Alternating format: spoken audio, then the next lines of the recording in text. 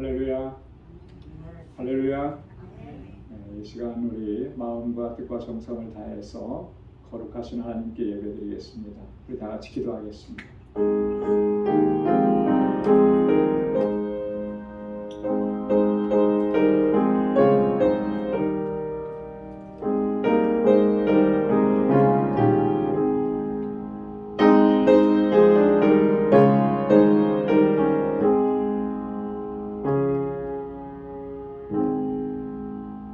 여호와 하나님은 해요 방패시라. 여호와께서 은혜와 영화를 주시며 정직히 행하는 자에게 좋은 것을 아끼지 아니하실 것임이니이다. 만군의 여호와여, 주께 의지하는 자는 복이 있나이다. 아멘. 거룩하시고 자비하신 하나님 아버지, 주님의 크신 사랑과 은혜 감사합니다. 성일로 지난 3일도 저희들을 은혜 가운데 지켜주시고 눈동자와 같이 보호하시며 주님의 권능의 팔로 우리를 인도해 주심을 감사합니다. 연약하고 어리석고 우둔하며 또 하나님 주님 앞에 범죄한 저희들을 불쌍히 여기사 다시금 주님의 보좌 앞으로 이렇게 불러주시니 또한 감사합니다. 우리의 허물과 죄악을 주 앞에 먼저 고백합니다. 우리 주님의 십자가 보혈로 우리를 깨끗하게 씻어주시고 이 시간 정결하게 하여 주옵소서. 거룩한 심령으로 오직 하나님만 찬양하고 예배케 하옵시고 우리 가운데 임재하시는 하나님의 임재 안에 거하도록 도와주옵소서. 저희들이 드리는 이 찬양과 이 예배 기뻐 흠양하여 주옵소서. 감사하며 예수님의 이름으로 기원하옵나이다. 아멘.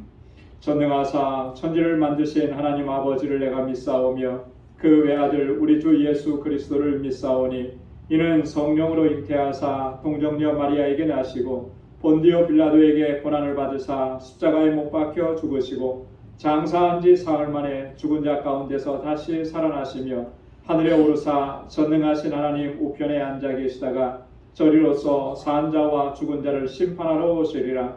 성령을 믿사오며 거룩한 공예와 성도가 서로 교통하는 것과 죄를 사하여 주시는 것과 몸이 다시 사는 것과 영원히 사는 것을 믿사옵나이다. 아멘. 찬양으로 하나님께 영광 돌리겠습니다. 내가 그리스도와 함께.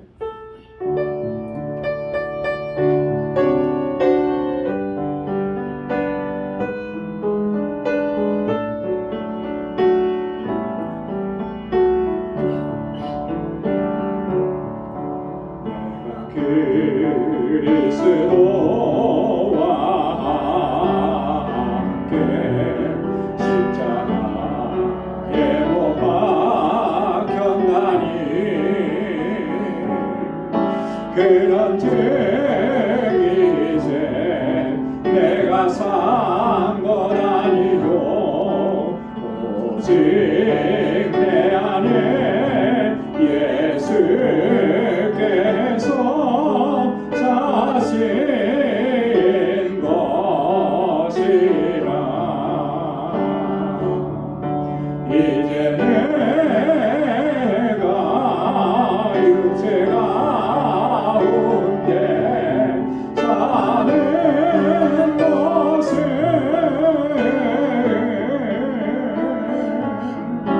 나를 사랑하사 자기 몸 버리신 예수 위에 산 것이라. 다시 한번요. 내가 그리스도와 함께 십자가에 못 박혔나니 그런즉 이제 내가 산 건 아니요 오직 내 안에 예수께서 사신 것이라. 이제 내가 육체가 사는 것을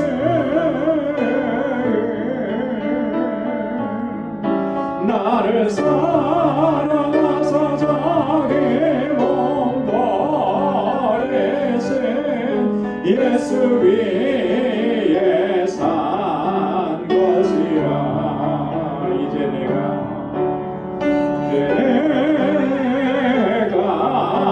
육체 가운데 사는 것은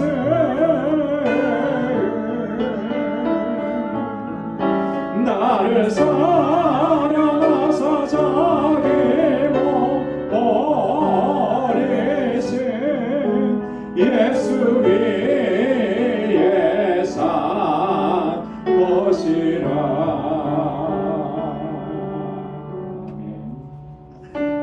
주 예수 자유롭게 하는 자의 박수하면서 찬양하겠습니다.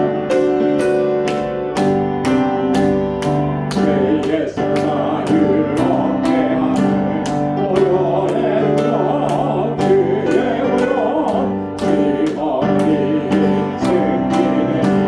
참 놀라운 능력이로다. 주의 오열 능력이 또다. 주의 길 믿으오. 주의 오열 그 어린 양의 매우 귀중하니로다. 육체의 정욕을 이기는 오열의 력 주의 오열 정결한 마음을 얻게 하니 참 놀라운 능력이로다. 주의 오열 능력이 또다. 주의 길 믿으오. 주의 오열 그 어린 양의 매우 귀중하니로다.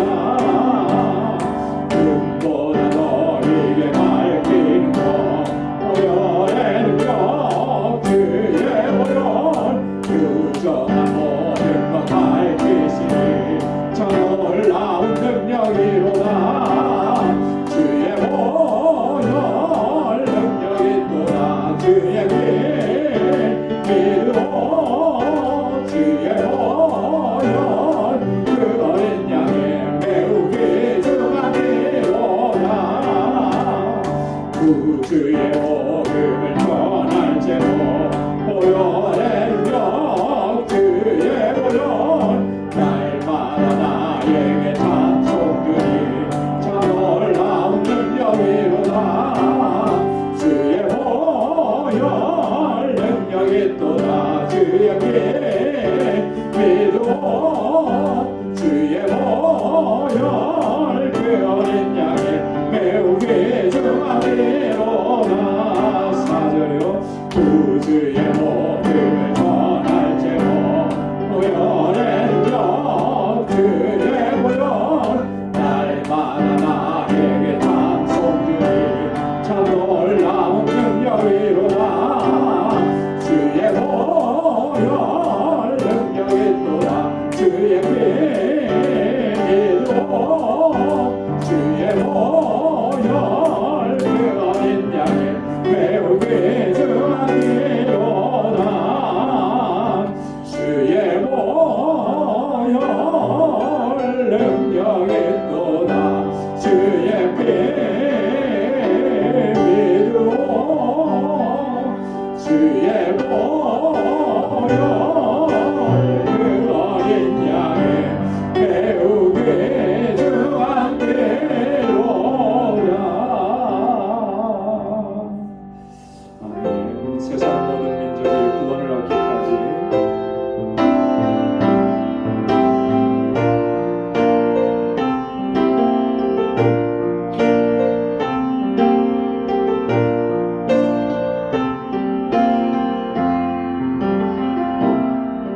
세상 모든 민족이 구원을 얻기까지 쉬지 않으시는 하나님. 주의 심장 가지고 우리 이제 일어나 주 따르게 하소서. 세상 모든 육체가 주의 영광 보도록 우리를 부르시네.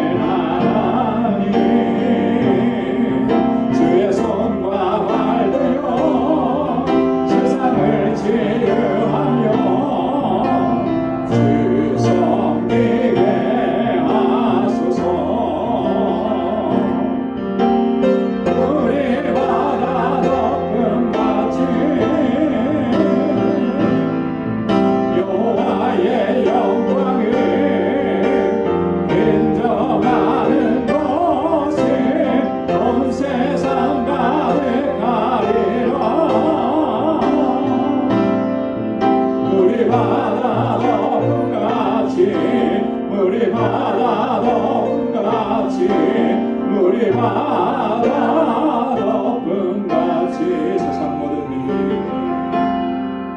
세상 모든 민족이 구원을 얻기까지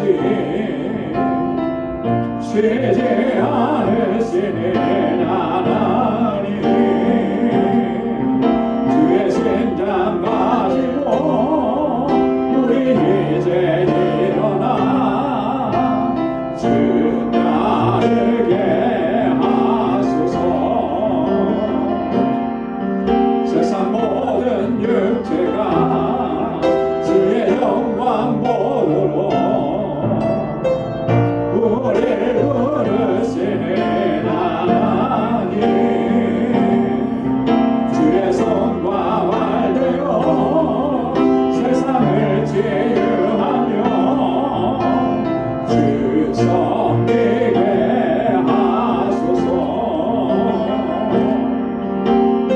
우리 바다 덮음같이 여호와의 영광을 인정하는 것이 온 세상 가득하리라. 우리 바다 덮음같이 우리 바다 덮음같이 우리 바다 덮음같이 오리라. 그날에 주의 영광 가득한 세상 우리는 느끼게 되리. 온 세상 가득한 승리의 함성 우리 바다 덮음같이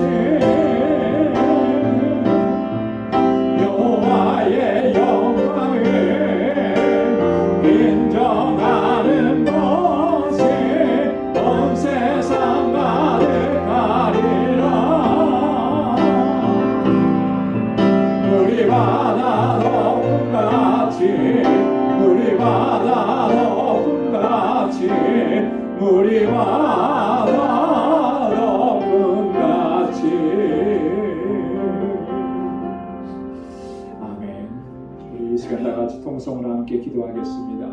교회를 위해서, 우리 교회에 주신 사명을 위해서, 또 이 교회에 세워주신 사역자들과 우리 청지기들을 위해서 같이 기도해 주시고, 우리 주일학교와 유스그룹과 EM을 위해서, 우리 교사들과 또 전도사님 위해서, 우리 알라메다 방주교회와 또 모든 사역자들과 또 우리 10월 1일부터 4일까지 있는 헌당식 또 임직예배 위해서 함께 기도해 주시고, 우리 모든 선교사님들을 위해서 함께 기도해 주시기 바랍니다. 우리 지체들을 위해서 기도합니다. 여러 가지 힘들고 어렵고 삶의 질고로 인해서 고난 중에 있는 우리 사랑하는 형제와 자매들 하나님께서 평강을 허락해 주시도록, 환우들에게 하나님 치유의 은혜를 허락해 주시도록, 우리 연로하신 어르신들 주님께서 새 힘 주셔서 믿음으로 끝까지 승리하실 수 있도록 기도해 주시고, 우리 조국 대한민국과 우리가 살아가고 있는 이 땅을 위해서 세계의 평화와 전쟁의 종식을 위해서 오늘 이 시간 주님 앞에 가지고 나온 우리의 간절한 기도의 제목, 이 시간 다 같이 통성으로 하나님께 아뢰겠습니다. 거룩하신 아버지 하나님 참 감사합니다. 저희들을 사랑하시고 우리 가운데 지켜주시고 날마다 주님의 능력의 손으로 붙잡아 주심을 감사합니다. 오늘도 이 저녁에 이렇게 나와서 하나님을 경배하고 찬양하고 예배합니다. 주님을 찬양하는, 주님을 예배하는 우리의 심령이 신령과 진정으로 하나님을 예배하는 심령들이 되게 하여 주시옵소서. 더럽고 추하고 악한 것들을 먼저 주 앞에 고백하였사오니 주의 보혈로 씻어주시고 정결하게 하옵소서. 아버지께서 찾으시는 참된 예배자로 살게 하시고 온전한 믿음 안에서 행할 수 있도록 인도하여 주옵소서. 이 시간 간절히 바라고 보라는 것은 하나님께서 세워주신 우리 방주교회가 진정한 믿음의 공동체, 아름다운 사랑의 공동체가 되게 하여 주옵소서. 주님의 주신 사명을 잘 감당하게 하시고 아버지께서 택하신 여러분들을 주께로 인도하는 이 영원군의 사명을 잘 감당할 수 있도록 은혜 위에 은혜를 더하여 주시옵소서. 이 일을 위해서 세워주신 주의 사역자들과 아버지 신실한 우리 청지기들을 아버지께서 능력의 장중에 붙들어 주옵소서. 믿음으로 역사하는 종들이 되게 하시고 사랑으로 하나가 되게 하여 주옵소서. 마음과 뜻을 같이 할 수 있도록 은혜를 베풀어 주옵소서. 아버지 하나님 지치지 않는 힘을 더하여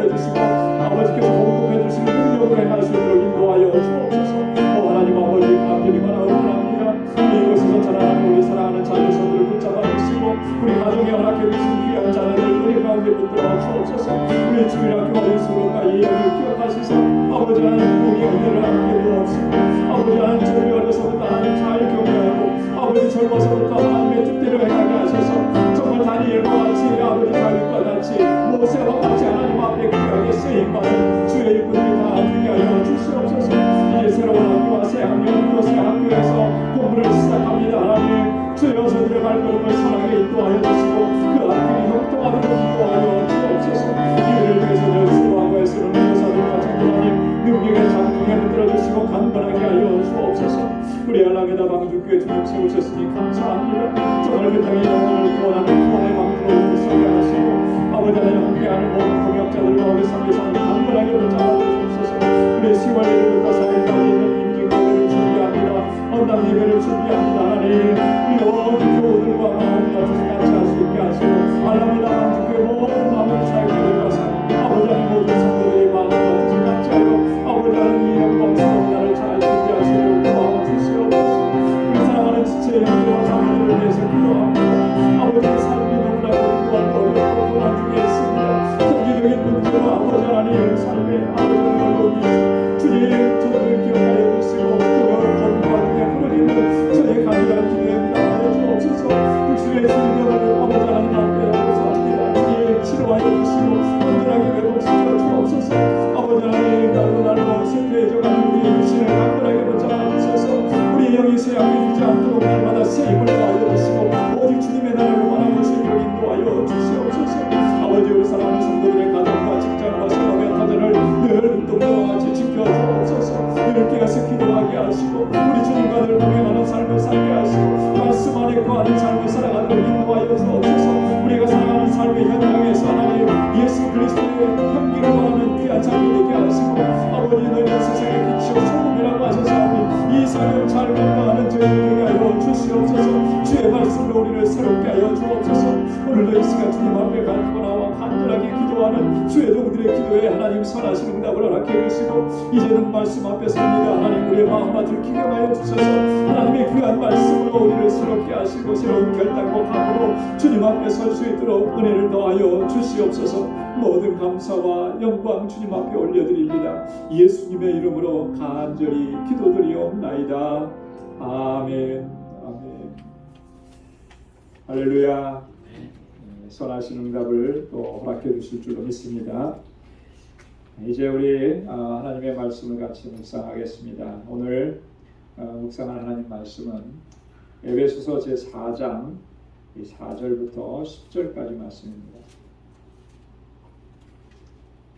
에베소서 제4장 4절부터 10절까지 한 절씩 교독하겠습니다.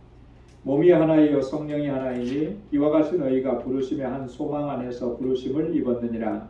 주도 하나이요 믿음도 하나이요 세례도 하나이요. 하나님도 하나이시니 곧 만유의 아버지시라. 만유 위에 계시고 만유를 통일하시고 만유 가운데 계시도다.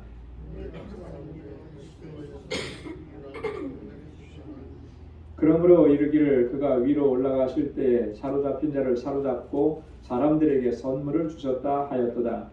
올라가셨다 한즉 땅 아래 곳으로 내리셨던 것이 아니면 무엇이냐. 다 함께요. 내리셨던 그가 곧 모든 하늘 위에 오르신 자니 이는 만물을 충만케 하려 하심이니라. 아멘. 우리 지난주에 저희가 1절부터 6절까지 말씀을 같이 묵상하려고 하다가 시간이 안 돼서 다 못하고 3절까지만 저희가 살펴봤습니다. 1절에서부터 3절까지에서는 지난주에 우리가 말씀 나눈 거 잠깐 이렇게 다시 살펴보면 교회는 이 교회 신앙 공동체는 하나 되어야 한다라고 하는 이 포괄적이고 가장 중요한 주제를 가지고 이제 바울이 얘기하면서 그 하나됨과 일치를 이루기 위해서 우리에게 필요한 덕목이 뭐냐라고 하는 것을 구체적으로 또 세밀하게 얘기를 해줬습니다. 그러면 이 교회는 어느 공동체나 마찬가지죠. 공동체는 제일 중요한 게 하나 되는 거잖아요, 그죠? 가정에서 식구들이 하나가 안 되면 그 가정이 온전히 설 수가 없는 거죠.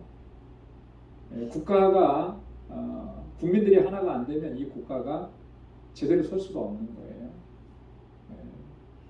교회는 더더군다나 하나됨을 위해서 힘써야 하는 것이죠. 우리 교회 구성원들, 성도님들 한 사람 한 사람이 마음과 뜻이 하나가 안 되면 여러분 그거 어떻게 되겠습니까? 그 공동체가 견고하게 서지 못할 뿐만 아니라 이 공동체에 주신 하나님의 사명도 제대로 감당할 수가 없는 거예요. 그래서 이 하나됨이라고 하는 것, 일치를 이룬다라고 하는 것은 너무나 중요한 주제입니다. 그래서 우리가 신앙생활을 하면서 항상 우리 머릿속에 마음속에 이거 생각하고 있어야 돼요. 하나됨을 위해서 힘쓰자. 자, 그렇다면 항상 경계하고 조심해야 될 건 뭐겠습니까? 이 하나됨을 일치를 깨뜨리는 것을 경계하고 조심해야 되는 거죠. 그래서 내가 하는 행동이나 내가 하는 말이 우리 공동체의 하나됨을 깨뜨리는 것은 아닌가 늘 우리가 주의 깊게 살피고 조심하고 또 경계하고 그렇게 해야 하는 것입니다. 그래서 지난 1절부터 3절까지는 가장 중요한 덕목들 몇 가지를 얘기했습니다. 여러분 생각나십니까? 가장 중요한 거 첫 번째로 뭐라 그랬죠? 그래서 제가 기억해야 된다고 하는 거예요. 기억해야 돼요. 1절부터 3절까지 말씀을 우리 보면은 첫째는 모든 겸손과 온유로 하라 그랬어요.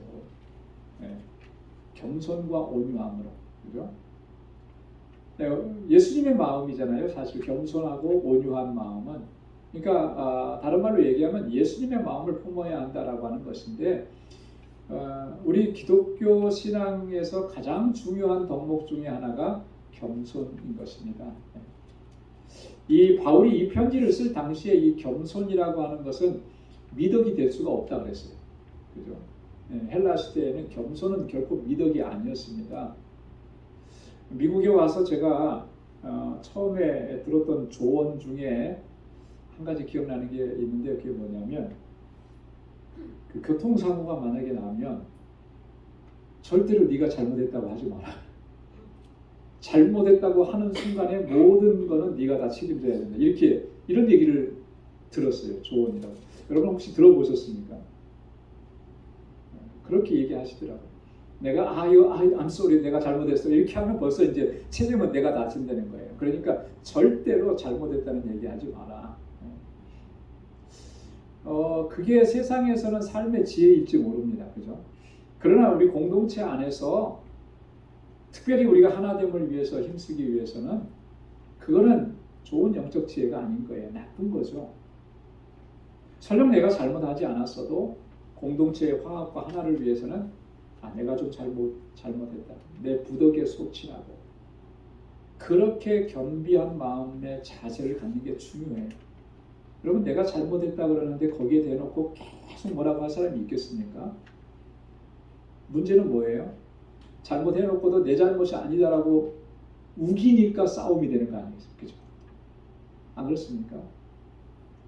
A라는 사람은 B가 분명히 잘못했어요. 근데 B는 자기 잘못을 인정 안 해요. 그러니까 자꾸 다툼이 생기는 거예요. 내가 잘못했다. 나를 용서해달라. 다시는 그러지 않겠다. 이렇게 할 수 있는 마음은 겸손한 마음에서 그게 나오는 거죠. 마음이 높아지면 그렇게 할 수가 없는 거예요. 그래서 이 겸손과 온유라고 하는 것은 너무나 중요한 것입니다. 두 번째로 얘기한 게 뭐였냐면 2절에서 오래 참음으로 사람 가운데서 서로 용납하라. 여러분 내가 잘못했습니다. 그러면 그 다음에는 어떻게 해야 되는 거겠어요? 용서해줘야죠. 그죠? 용납해줘야죠. 또 참아줘야죠. 예수님께서는 용서를 얼만큼 용서하라고 하셨습니까? 70번씩 7번이라도. 내가 잘못했다라고 얘기하면 설령 그것이 그 사람이 뭐 의도적으로 그런 것 같아 보이더라도 잘못했다고 하면 용서해 주라는 거예요. 그죠? 70번씩 7번이라는 건 무슨 의미죠? 계속해서 반복해서 그러니까 용서하는데 내가 이만큼 용서했으면 됐어라고 하는 거는 없다라고 하는 거예요. 끝까지 용서해 주라는 거죠. 끝까지. 여러분 그렇게 끝까지 용서해 주고 용납해 주라고 하는 것은 결국 뭐냐면 그 사람을 위한 것도 있지만요. 본질적으로는 우리를 위한 거예요. 나 자신을 위한. 여러분 용서하지 않으면 여러분 마음이 편합니까? 안 편해요. 용서하지 않으면 그 사람이 항상 걸립니다. 걸려요. 네. 그렇기 때문에 이 용서하라라고 하는 말씀은 우리에게, 그저 나 자신에게 하나님께서 주시는 평강을 누리도록 하게 하시는 그런 하나님의 말씀인 거죠. 그래서 한번 여러분 보십시오. 아직도 내가 용서하지 못하는 사람이 있다. 뭐 그런 사람이 있을 수 있죠. 그럼 항상 그 사람 때문에 마음이 불편한 거예요. 그렇죠? 근데 그 사람을 용서하고 나면 그러면 걸릴 게 없잖아요. 이제. 그러면 그때서야 비로소 뭐가 찾아옵니까? 평강이 찾아오는 거죠. 평강. 우리 공동체 안에 다 부족합니다. 그래서 다 뭐 허물이 있을 수 있고 다 잘못이 있어요. 그럼 목사라고 제가 왜 잘못이 없겠습니까? 저는 좀 약간 성격이 덤벙대는 게 좀 있어갖고 주보를 이렇게 만들 때 오타가 참 많이 나요. 오타가 참. 저희 집사람이 항상 주보를 인쇄하기 전에 본인이 한번 더 봐야 됩니다. 그쵸? 제가 하고 나서 제가 이렇게 점검하면 안 보인다고요. 다른 사람이 봐야 그게 보이는 거예요. 근데 예전에 그런 분이 계셨었어요. 오타가 나면 주일날 예배 시간 전인데 딱 오타 난 부분을 딱 손가락 해갖고 요거 잘못했다, 요거 잘못했다 딱 얘기해요. 아 그러면 예배 올라갈 때 마음이 편하지가 않은 거예요. 마음.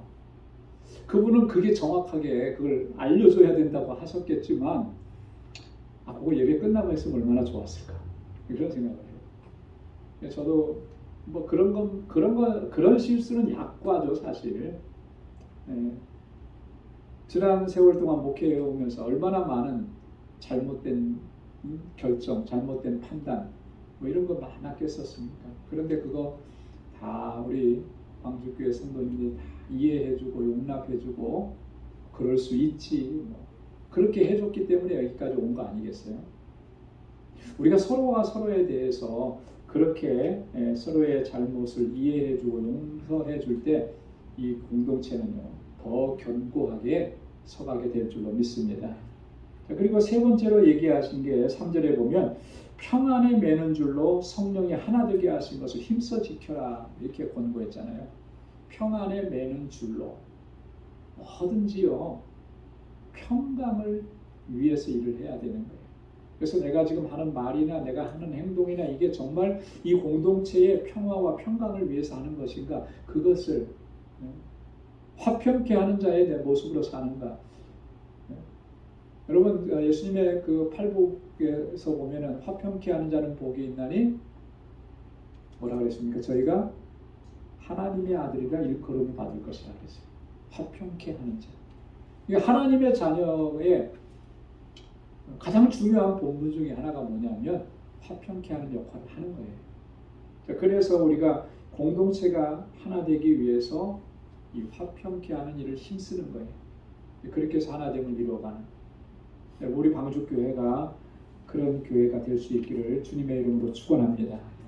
자, 오늘 4절부터 또 6절까지 말씀은 자, 그럼 이렇게 일치와 하나됨을 이루라고 권고하셨는데 그러면 그 하나됨을 힘써야 하는 그 이유와 근거를 바울이 여기서 제시를 합니다.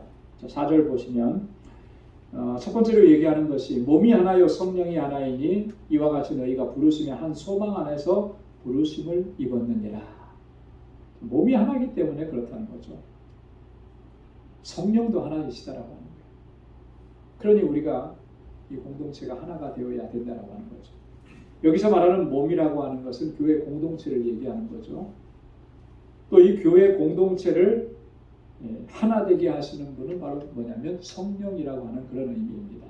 한 성령님께서 이 공동체를 하나 되게 하시는 거예요. 한 성령에 의해서 우리 모두가 다 구원받은 하나님의 자녀들이라고 하는 거예요. 옛날에 어떤 분이 그 기도하시다가 그분이 아마 실수는 아닌데 그런 기도를 해서 깜짝 놀랐어요. 예. 그 연합으로 이렇게 무슨 모임을 하는데 대표 기도를 하시는데 그 어디 안에 계신 성령님, 그러니까 예를 들어서 교회 이름이면 방주교회에 계신 성령님, 예일교회에 계신 성령님, 신일교회에 계신 성령님, 성령님께서 하나 되게 하시고 뭐 이렇게 얘기합니다. 그래서 약간 좀 의아했죠. 그럼 각각의 교회에 계신 성령님이 각각 다른 성령님을 얘기하는 건가? 그런 거 아니잖아요, 그죠? 성령님은 한 분이신 거예요. 그 한 성령님께서 우리 한 사람 한 사람을, 우리 공동체 안에 있는 지체들 한 사람 한 사람을 구원으로 인도하신 거죠. 그러니까 그 구원은 하나의 구원이에요. 같은 구원인 거예요. 그래서 여기 보면은 부르심의 한 소망 안에서라 했죠. 그죠? 여러분들이 가지고 계신 소망이나 제가 가지고 있는 소망이나 여러분 이게 다른 것입니까? 같은 거예요. 한 소망인 거예요. 여러분 신앙생활하고 예수 믿고 구원받아 하나님의 자녀로 살아가시면서 그 부르심 안에 있는 소망은 뭐죠? 궁극적인 소망은 뭐예요? 이 몸의 소망 무엔가? 뭐예요, 여러분 소망은? 영원하신 하나님의 나라잖아요, 그렇죠? 제가 소망하는 것도 바로 그것이고, 여러분들이 소망하는 것도 바로 그것이고, 하나님의 나라에서의 영원한 삶이잖아요. 이 소망을 가지고 우리가 살아가는 거죠. 여러분 비전이 같으면 한 마음이 돼서 같이 갑니다. 그런데 비전이 다르면, 바라보는 것이 다르면 같이 갈 수가 없는 거예요. 그리스도 안에서 우리는, 여러분이나 저나 우리 모두가 다 이 소망 안에서 하나가 되는 것이죠. 부르심의 한 소망 안에서. 그렇기 때문에 우리가 이 땅에서 사는 동안에, 공동체를 이루고 교회 안에서 있는 동안에도 하나 되어야 돼요. 일치되어야 돼요. 그렇게 하나님의 뜻을 또 이루어가는 것이 우리의 사명인 줄로 믿습니다. 자, 두 번째로 5절에 보면 주도 하나요, 믿음도 하나요, 세례도 하나요. 이건 다 하나라고 하는 거예요. 주도 하나요. 주라고 하는 말은 헬라어로는 그리스도라고 하는 말이잖아요, 그죠?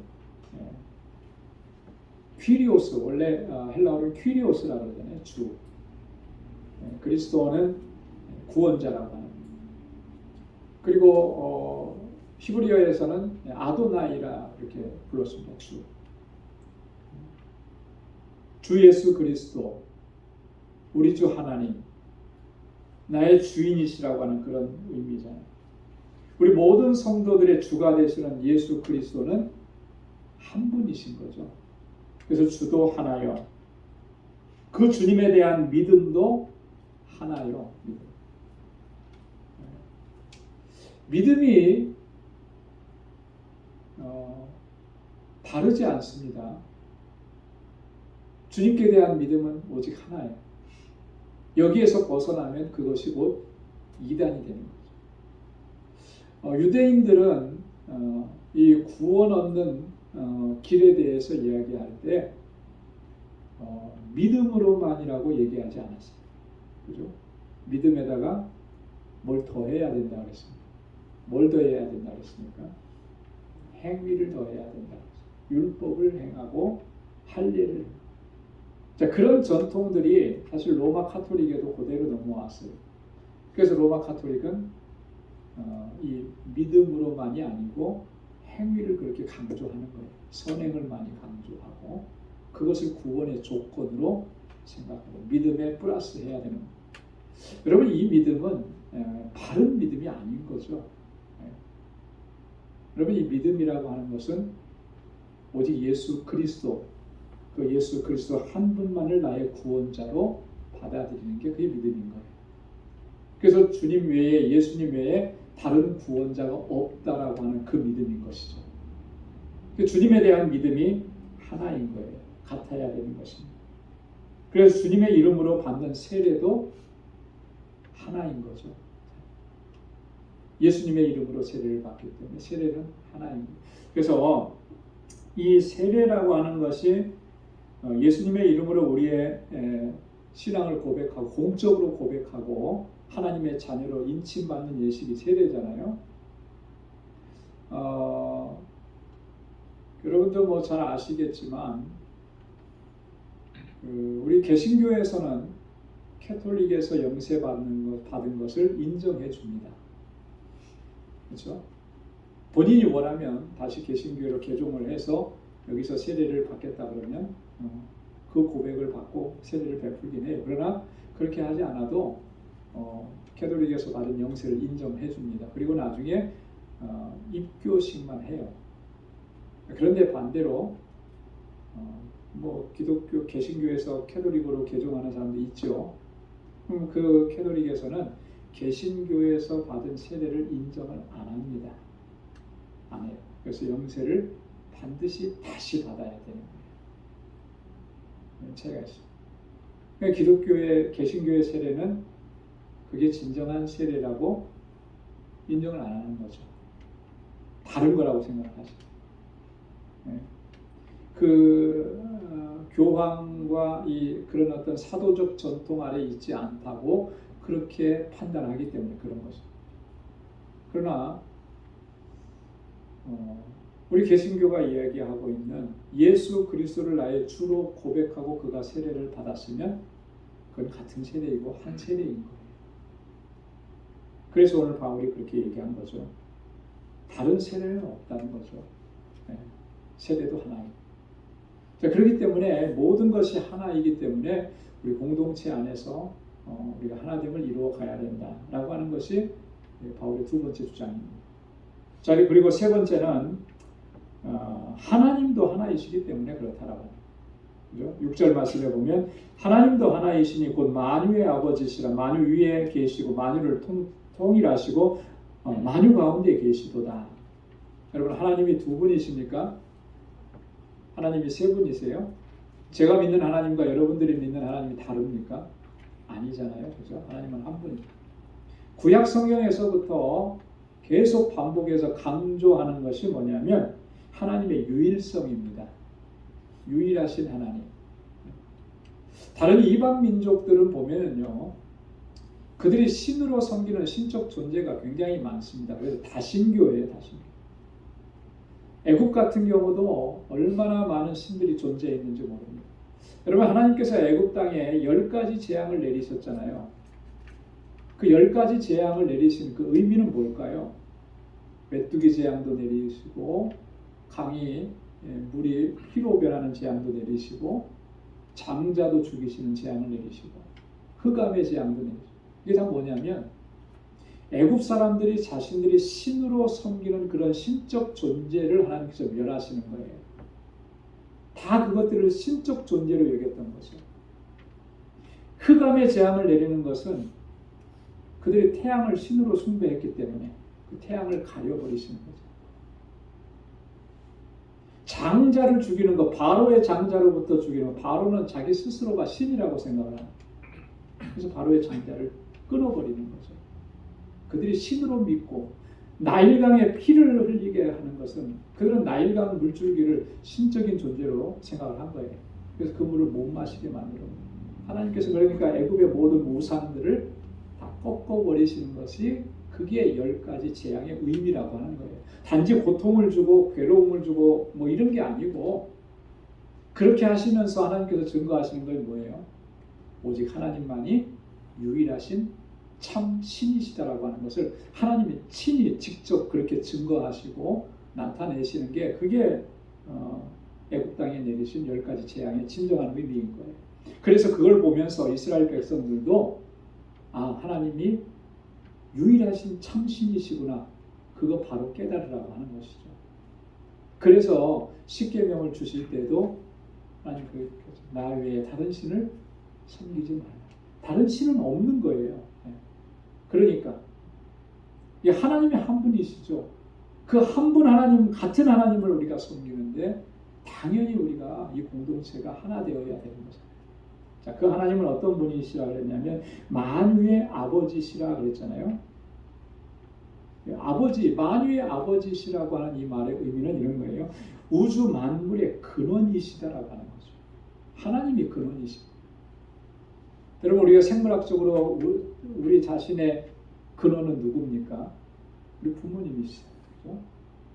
부모님을 통해서 우리가 이 땅에 태어났잖아요. 생물학적으로 보면 우리 인류가 이 땅에 존재하는 것은 하나님으로 인해서, 하나님으로 말미암아 우리가 존재하는 거예요. 하나님이 우리를 창조하셨기 때문에 우리뿐만 아니라 온 우주 만물을 다 하나님이 창조하신 거죠. 그래서 만유의 아버지시라고 하는 말은 우주 만물의 근원이시다라고 하는 것을 얘기하는 거예요. 창조주라고 하는 것을 얘기하는 거예요. 만유 위에 계시다 그랬잖아요. 이거는 하나님의 초월성을 얘기하는 거죠. 하나님은 초월에 계시는 거예요. 여러분, 이 우주 만물은 어떤 일정한 법칙에 의해서 움직입니다. 그래서 우리가 새벽기도 때도 우리 욥기서를 하면서 하나님께서 이 세상을 창조하시고 법칙을 두셨다 그랬어요. 그죠? 인간은 그 법칙을 우리에게 주신 지혜와 능력을 가지고 연구하고 하나씩 찾아내는 것뿐이에요. 우리가 그 법칙을 만들어내지는 못합니다. 그렇잖아요. 하나님께서 만들어 놓으신 걸 찾아요.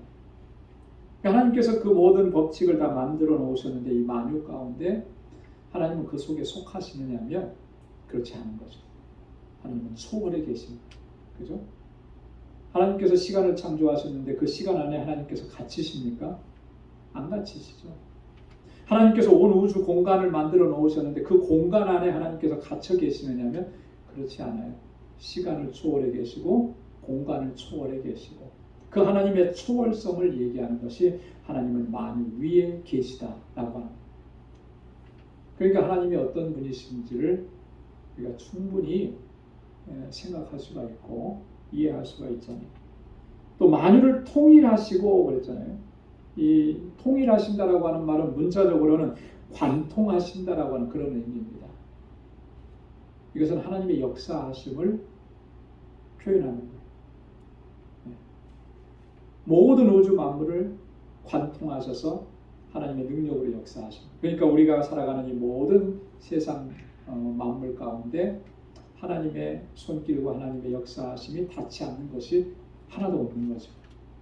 우리 눈으로 못 보고 우리가 알 수가 없는 거예요. 우리가 눈이 밝아서 뭐 다 볼 수 있지만 그러나 이 눈에 세상에 움직이는 모든 것들이 다 보이는 거 아니잖아요. 우리가 귀가 밝아서 소리 잘 듣기는 하지만 우리의 귀에 들리는 소리, 우리의 귀가 들을 수 있는 그 영역을 벗어난 소리가 얼마나 많은데요. 하나도 안 들리는 거예요. 그런 것들을 다 움직이시고 역사하시고 그 가운데서 일하시는 그 하나님을 만유를 통일하신다 이렇게 표현합니다. 그리고 만유 가운데 계시도다. 하나님의 내재하심. 하나님은 하나님께서 만드신 이 우주 만물을 초월에 계시지만 이 우주 만물의 바깥에 계시는 것이 아니라 또 그 안에 들어와 계시는 거예요. 그렇죠? 우리 바깥에 계시는 것이 아니라 우리 하나님의 백성들 한 사람 한 사람의 심령 가운데 이 안에 들어와 계시는 거예요. 이 소녀 담비가 그래요. 하나님 어디 계시지? 그러면 내 안에. 그러면 자기가 내 안에 계신 거 뭐 어떻게 알겠어요?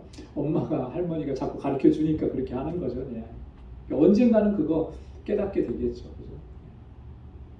우리가 그거를 깨달아야 진정한 믿음의 길을 걸어간다고 얘기할 수 있는 거죠. 하나님 내 안에 계시잖아요. 그죠?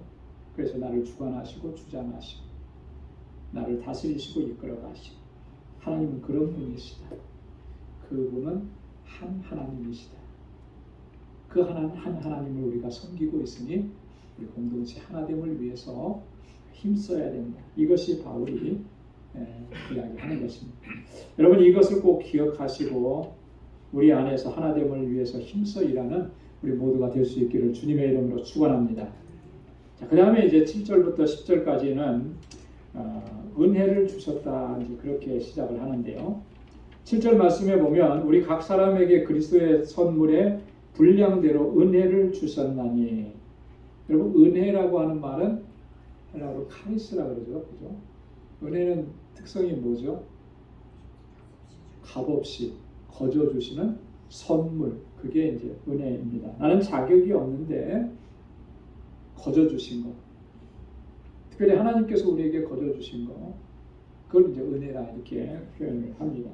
자, 근데 그 은혜를 주시는데 그리스도의 선물의 분량대로 우리에게 은혜를 주셨다. 그리스도의 선물의 분량이라고 하는 것은 뭔가 여기서 은혜를 주셨는데 서로 그 선물의 분량대로 이렇게 주셨다라고 하는 거잖아요. 근데 이렇게 은혜를 동일하게 균일하게 똑같은 거 주셨다 이렇게 표현하지 않고 그리스도의 선물의 분량대로 각각 다르게 주셨다. 여기서 말하는 그 은혜는 어떤 은혜를 얘기하는 것입니까? 구원의 은혜를 얘기하는 것이 아니고 성령을 통해서 우리에게 주시는 성령의 은사를 의미하는 거예요. 은사는 헬라어로 카리스마라고 합니다. 카리스마. 은사도 거저 주시는 것이기 때문에 은혜죠. 선물이니까. 근데 그걸 얘기하는 거예요. 그래서 우리 각 사람들에게 성령을 통해서 우리에게 필요한 대로 하나님의 뜻대로 은사를 선물로 주신 거예요. 그래서 은사가 다 다른 겁니다. 은사에는 여러분 이게 어떤 건 좋은 은사, 이건 안 좋은, 덜 좋은 은사 이런 게 없는 거예요. 한국교회 은사주의가 굉장히 참 잘못된 길로 갔던 것이 그거예요. 그죠? 어떤 특별한 것을 최고의 은사라고 이렇게 얘기해가지고 그것만을 쫓아가게 만들었던 거. 그죠? 그게 굉장히 한국교회가 잘못된 진리에서 자꾸 벗어나게 만드는 그런 결과를 초래한 거죠. 은사주의로, 은사 절대주의로. 여러분 은사는 내가 그 은사를 원한다고 하나님께서 그 은사를 주실까요? 물론 막 간절하게 원하고 그러면 주실 수도 있겠죠. 그러나 은사를 주시는 것은 내가 그 은사를 간절하게 원했기 때문에 그 은사를 하나님께서 주시는 것이 아니고 하나님의 뜻대로 나눠주시는 거예요. 그렇죠? 그래서 어떤 목사님께서 그런 고백을 하시더라고요. 본인은 방언의 은사가 그렇게 받고 싶었는데 방언의 은사를 안 주시더래요. 자, 근데 목사님이 방언의 은사를 못 받았다 그러면 은사를 강조하는 분들은 뭐라고 생각하겠어요? 어떻게 목사님이 방언의 은사도 못 받아? 한국에는 어떤 교단에서는요, 신학교에 들어가면 방언 받을 때까지 그 사람은 수업에 못 들어오고 거기 가서 기도를 해야 됩니다. 그런 데도 있었어요. 아예 그냥 신학교 입학할 때 방언을 할 수 있는지 없는지를 검사하는 거예요. 그래서 방언 못한다 그러면 신학교 입학을 안 시키고. 여러분 그게 말이 안 되는 거죠. 그게.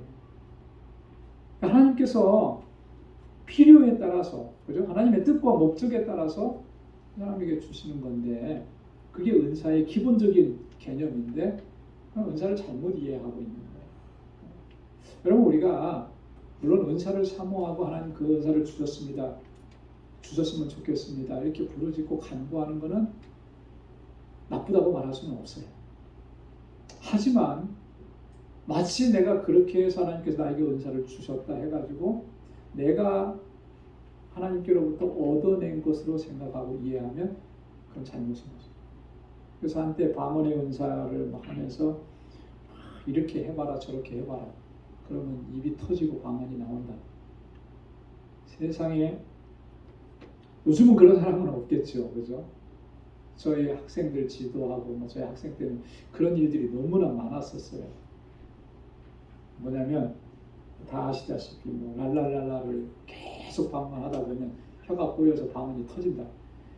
그렇게 해서 방언이 터지는 게 그게 은사입니까? 그건 은사 아니잖아요. 자기가 노력해서 그렇게 했는데 그게 진짜 방언이냐? 소리는 비슷하게 들릴지 몰라요. 그건 아니죠. 은사를 잘못 이해하고. 우리 각 사람에게 그리스도의 선물의 분량대로 이 선물이라고 하는 것에 포커스가 있는 거죠. 우리 모두에게 은혜를 주셨다. 그 은혜를 주신 주님, 주님의 그 은혜를 우리가 깊이 생각해야 할 줄로 믿습니다. 자, 그 다음에 8절에 보면 그러므로 이르기를 그가 위로 올라가실 때에 사로잡힌 자를 사로잡고 사람들에게 선물을 주셨다 하였도다. 그러므로 이르기를 이렇게 표현을 했는데요. 여러분, 이르기를 이라라고 하는 이 말은 어떤 의미가 담겨져 있습니까? 어디에서 그런 말을 했다라고 하는 그 의미가 담겨져 있잖아요. 어디서 그런 말을 했을까? 바울이 지금 여기 8절에서 하는 이 이야기, 그 얘기는 시편 68편 18절의 말씀을 인용하는 것입니다. 그가 위로 올라가실 때에 사로잡힌 자를 사로잡고 사람들에게 선물을 주셨다 하였도다. 시편 68편 18절에 보면 주께서 높은 곳으로 오르시며 사로잡은 자를 끌고 선물을 인간에게서 또는 회역자 중에서 받으시니 여호와 하나님이 저희와 함께 거하려 하심이로다. 자, 이 말씀을 약간 좀 변형되게 좀 인용을 하고 있는 그런 내용이죠. 자, 그가 위로 올라가실 때 그랬습니다. 여기서 말하는 그는 누구를 가리키는 거죠?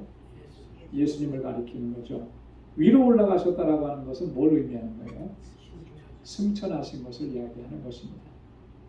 자, 승천하실 때 사로잡힌 자를 사로잡았습니다. 예수님께서 십자가에 달려 죽으시고 3일 만에 부활하셔서 40일 동안 세상에 계시다가 승천하셨습니다. 예수님의 승천은 하나님께서 예수님을 영화롭게 하신 거예요. 그죠? 하나님의 영광의 보좌 우편으로 예수님을 들어 올리신 것이죠. 자, 그랬을 때 사로잡은 자들이 있습니다. 이거는 공중 권세 잡은 자들, 원수인 사단을 의미합니다. 자, 그리고 그 사단을 사로잡고 사람들에게는 뭘 주셨다라고 했습니까? 선물을 주셨다. 공중 권세 잡은 사단의 세력들은 주님이 사로잡으시고 사람들에게는 선물을 주셨다. 그 선물이라고 하는 것이 은혜인 것이죠. 우리에게 주신 하나님의 한량없는 그 은혜들. 자, 이 말씀을 바울이 이야기할 때 한 가지 사건과 상황을 염두에 두고 얘기하는 거예요. 자, 사단의 권세를 사로잡고 그리고 선물을 나눠줍니다. 사람들에게. 이 그림을 딱 보면 어떤 그림이 딱 떠오릅니까? 고대 시대에 전쟁 장면이 떠오릅니다. 전쟁. 자, 전쟁에 나가서 승리하면 뭘 많이 가지고 옵니까? 전리품들을 많이 가지고 오죠. 그죠? 상대방의 나라가 가서 승리했으니까 거기에서 포획한 것들을 전리품들을 가지고 와요. 자, 이 전리품들 중에 상당수는 뭐 왕궁으로 가겠죠. 다 가는 거 아니잖아요. 자, 그러면 전리품은 어떻게 하죠? 나눠주잖아요. 제일 먼저 누구한테 나눠주죠? 전쟁에 참여했던 군인들한테 나눠주죠. 그죠? 네. 그럼 그런 거 없으면 다음에 전쟁에 나가고 싶겠습니까? 목숨 걸고 나가는 거예요. 이렇게 나눠줘. 또 그리고 그것을 백성들에게도 나눠주는 거예요. 이게 선물이죠. 그런 그림이 이제 그런 그림을 가지고 지금 이렇게 설명을 하는 거예요. 공중 권세 잡은 자 사단을 주님께서 멸하시고 그들을 결박하시고 사로잡고 나서 승리의 그 전리품을 우리 하나님의 백성들 우리에게 나누어 주십니다. 그걸 누가 하시느냐면 예수 그리스도 우리 주님께서 하늘에 오르신 주님께서 그걸 우리에게 허락해 주셨다. 자, 9절에서 다시 한번 예수님의 승천에 대해서 이야기합니다. 올라가셨다 하였은즉 땅 아래 곳으로 내리셨던 것이 아니면 무엇이냐. 자, 올라가셨다라고 하는 말씀은 아까 예수님의 부활과 승천이라 그렇게 얘기를 했습니다. 땅 아래 곳으로 내리셨다는 거예요. 먼저 내려오셨던 거죠. 그 주님이 내려오신 것은 그걸 우리가 신학적인 용어로 뭐라고 얘기하죠? 성육신이라 그렇게 얘기하는 거예요. 그죠? 하늘 보좌를 버리시고 주님께서 이 땅에 가장 낮은 곳으로까지 내려오신 거예요. 성육신 하신 것입니다. 십자가의 그 굴욕의 십자가, 고난의 십자가를 지시고 그 십자가를 지시는 그 낮은 자리까지 주님께서 내려오셨다라고 합니다. 자, 왜 주님께서 그렇게 하셨을까? 왜 주님께서 그렇게 하셨을까? 여러분, 우리는 이제 이것을 우리의 구원과 관련시켜서 제한적으로 이렇게 얘기를 하죠. 물론 우리의 구원을 위해서 주님께서 그렇게 하신 거예요. 자, 그런데 오늘 바울은 좀 더 깊게 폭넓게 주님께서 그렇게 하신 것을 10절에서 이렇게 이야기하고 있습니다. 우리 10절 말씀을 다시 한번 같이 한 목소리로 읽어보도록 하겠습니다. 다 같이요. 내리셨던 그가 곧 모든 하늘 위에 오르신 자니 이는 만물을 충만케 하려 하심이니라. 아멘. 자, 내리셨던 그가 곧 모든 하늘 위에 오르신 자니, 이 땅에 성육신하셔 내려오셨던 그분께서 다시 하늘 위에 오르신 거예요. 성육신과 영광스러운 승천을 이야기하는 것입니다. 그렇게 하신 이유가 뭐라 그랬냐면 만물을 충만케 하려 하시니라. 만물을 충만케 하려 하시니라. 이게 예수님의 승천의 목적인 거예요. 그냥 예수님께서 하늘 보좌 우편에 앉아 계셨었으니까 그 자리로 가는 게 마땅하고 당연한 것이 아니라 주님께서 그렇게 가셔야만 이 만물이 충만해진다라고 하는 것이죠. 충만이라고 하는 말은 가득 찼다라고 하는 그런 의미잖아요. 그죠? 완성되었다라고 하는 그런 의미잖아요. 주님께서 이 땅에 오셔서 구속하신 그 모든 일들이 완성이 되는 것입니다. 그래서 이 만물을 충만케 하신다라고 하는 것은 두 가지 의미가 있어요. 크게 하나는 온 우주 만물 가운데 주님께서 임재하신다라고 하는 그런 의미가 있고, 두 번째 의미는 온 우주 만물을 주님께서 주권적으로 다스리시고 통치하신다라고. 주님으로 충만해졌다라고 하는 것은 주님이 다스리신다라고 하는 의미죠. 주님께서 통치하신다라고 하는 그런 의미입니다. 그래서 에베소서에서 바울은 이 사실을 아주 분명하게 선언하고 선포했습니다. 지금 예수님은 어디에 계신가요? 예수님 지금 어디 계신지? 하늘에만 계시나요? 온 우주 만물 가운데 계시고 우리 안에 계시고, 담비가 얘기한 것처럼 내 안에 계시고, 우리 가운데 임재해 계시잖아요. 온 우주 만물 가운데 임재해 계시고, 그 온 우주 만물 가운데 임재하신 우리 주님께서 지금 어떻게 임재하고 계시느냐? 하나님께서 부여하신 그 주권을 가지시고 통치하시고 다스리시는 거예요. 그래서 우리는 그분의 주님의 통치와 다스림 안에 있는 것입니다. 자, 에베소서 1장 22절 23절에 이미 벌써 1장에서 바울은 그렇게 얘기를 했었습니다. 우리 한번 다 같이 읽어보도록 하겠습니다. 또 만물을 그 발 아래 복종하게 하시고 그를 만물 위에 교회의 머리로 주셨느니라. 교회는 그의 몸이니 만물 안에서 만물을 충만케 하시는 자의 충만이니라. 아멘. 교회는 그의 몸이다. 그분은 만물을 충만케 하시는 충만이시다. 이렇게 얘기했죠. 마태복음 28장 18절에서 예수님은 마지막에 부활하셔서 승천하시기 전에 그렇게 말씀하셨습니다. 예수께서 나와 일러 가라사대 하늘과 땅의 모든 권세를 내게 주셨으니, 하늘과 땅의 모든 권세를 내게 주셨다. 그 권세로 어떻게 하신다는 거예요? 다스리시고 통치하신다라고 하는 것이죠. 여러분, 우리가 그 주님의 통치 안에 있습니다. 주님의 통치와 다스리심에 순종하면서 이 땅에 살아가는 동안에 하나님께서 우리에게 주신 사명을 또 잘 감당할 수 있는 우리 모두가 될 수 있기를 주님의 이름으로 축원합니다. 기도하겠습니다. 하나님 아버지, 감사합니다.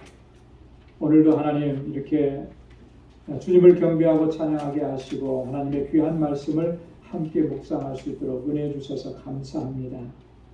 우리를 하나님의 자녀로 삼아주시고 우리 형제와 자매들을 한 공동체 안에 묶어주시고 그리스도 안에서 하나가 되게 하심을 감사합니다. 겸손하고 온유한 마음으로 또 서로를 섬기게 하시고 하나됨을 이루어가는 저희들 되게 하여 주옵소서. 우리 방죽교회가 믿음 안에서 견고하게 서고 그리스도의 사랑 안에서 든든하게 서서 우리에게 주신 사명을 잘 감당할 수 있도록 도와주옵소서. 하나님, 우리 방주의 모든 권속들 한 사람 한 사람 주의 능력의 장중에 붙들어 주시고 이 세상 사는 동안에 모두가 다 믿음으로 승리하게 하시고 하나님께 영광 돌리는 삶을 살아가는 우리 모두가 되도록 인도하여 주옵소서. 이제는 우리 주 예수 그리스도의 무한하신 은혜와 하나님 아버지의 크고 놀라우신 사랑과 성령의 위로 교통 충만하심의 역사가 주님의 은혜 안에서 주의 사랑 안에서 하나님의 뜻을 이루어가고 주님의 영광을 위해서 살아가기로 결단하는 우리 방주의 모든 믿음의 권속들과 또 저들의 가정과 직장, 생업의 터전 위에 이제로부터 영원까지 함께 하시기를 간절히 축원하옵나이다. 아멘.